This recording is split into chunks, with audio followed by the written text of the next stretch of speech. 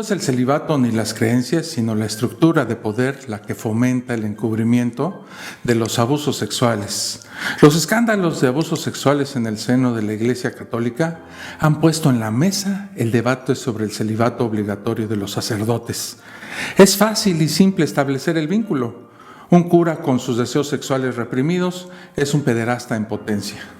En efecto, es una ecuación simplona y carente de base, porque no hay datos que demuestren que el abuso sexual en los sitios religiosos sean más frecuentes proporcionalmente hablando que en otros lugares. Es verdad que los casos conmocionan con mayor intensidad porque indigna que aquellos en los que la gente confió la educación moral de sus hijos los traicionen de tal manera y perviertan a su vez sus propias convicciones. Lo que llama al escándalo, además de los abusos en sí, es el silencio cómplice que tradicionalmente ha impuesto el clero a estos abusos. El silencio de la Iglesia Católica es su gran problema, el imperdonable pecado que debe resolver de manera inmediata si pretende sobrevivir a largo plazo.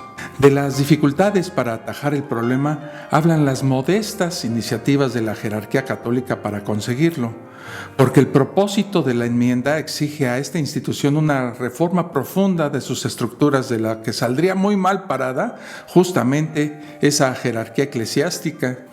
La pertinaz decisión de ocultar o proteger las desviaciones sexuales de los clérigos disolutos, incluso cuando son delictivas, tiene que ver con el concepto heroico que los eclesiásticos tienen de sí mismos.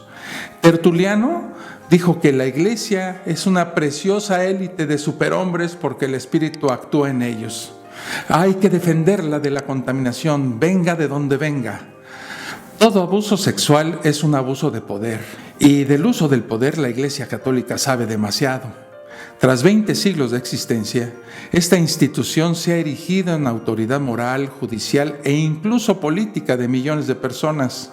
Ha establecido una estructura piramidal cuyo emperador es infalible, una desquiciada potestad de la que participan en cierta medida todos sus virreyes, nuncios, cardenales, arzobispos y obispos, que suelen vivir en palacetes, citan a Dios muy a menudo como si éste hablara por sus bocas.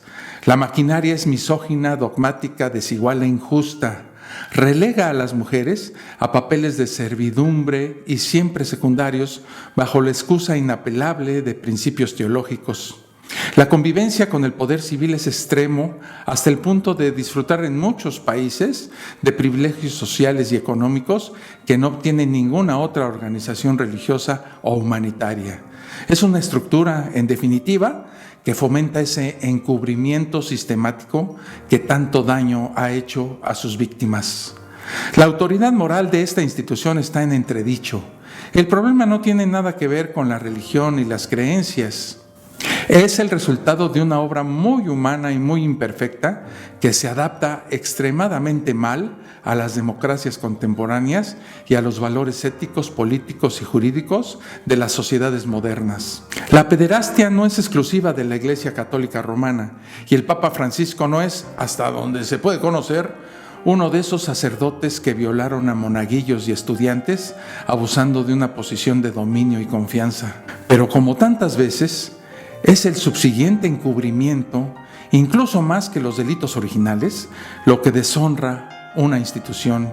Y ahí el Papa está en un gran lío. El Papa Francisco ha resultado ser un pontífice con mucha labia y no tanta resolución.